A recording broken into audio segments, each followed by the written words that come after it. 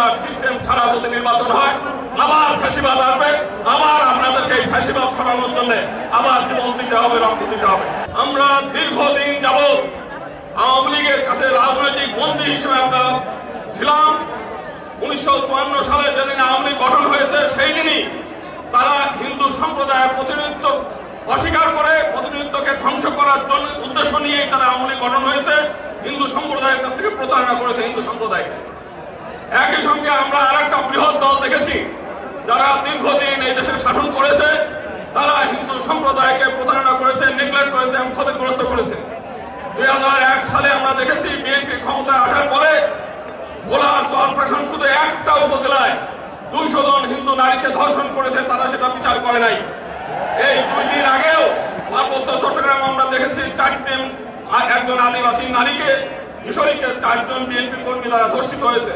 আজকে সারা বাংলাদেশে চাঁদাবাজি, সন্ত্রাস, টেন্ডারবাজি এইগুলো একের পর এক চলছে।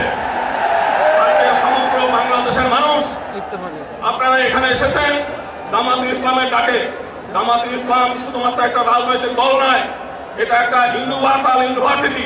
আপনারা এখানে আসেন, শিক্ষা লাভ করেন, নীতি শিক্ষা নেন, আদর্শ শিক্ষা নেন এবং কিভাবে ধর্ম অনুযায়ী দেশ নিজের জীবন পরিচালনা করা যায় এবং দেশ পরিচালনা করা যায়, আপনারা সেই শিক্ষা লাভ করেন। আজকে রাত ভরে এখানে জেগে আছেন, আপনাদের এই আশাটা ব্যর্থ হবে না। যদি রাজনৈতিক ক্ষমতা আপনাদের নাও থাকে, আপনাদের জীবন ধন্য হয়ে গেল শুধুমাত্র এই জামাত ইসলামে অংশগ্রহণ করার কারণে।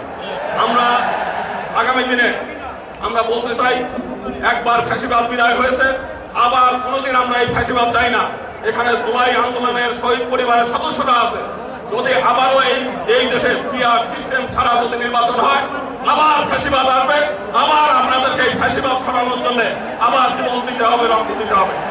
অতএব এক দফা পৃথক নির্বাচন দিতে হবে আমাদের মাইনরিটিদের জন্য এবং একই সঙ্গে পিআর সিস্টেম ছাড়া কোনো নির্বাচন হতে দেওয়া যাবে না।